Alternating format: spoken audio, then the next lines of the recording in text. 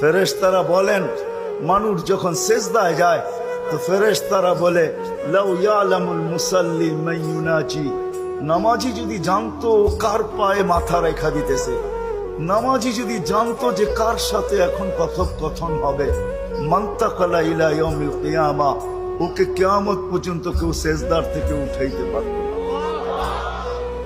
এই জন্য মাঝে মাঝে কিছু দৃশ্য পাওয়া যায়, সেজদায় যায়, আমরা বলি দুনিয়ার থেকে চলে গেছে, আসলে না, ও চির সেজদায় চলে গেছে।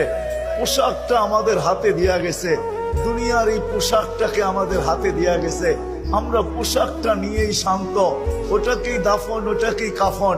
আসলে ও চির সেজদায় চলে গেছে। কিয়ামতের দিন সকালে ও সেজদার থেকে উঠবে আর চিৎকার দিয়া বলবে মা আবাদনা মা সাজাদনা কা হাক্কা সুজুদিক, মালিক তোর শান অনুযায়ী সেজদা হয় নাই, যদি আরেকটু সেজদা করতে দিতি কত ভালো না হতো। সেজদায় যারা মারা যায় ও চির সেজদায় চলে যায়।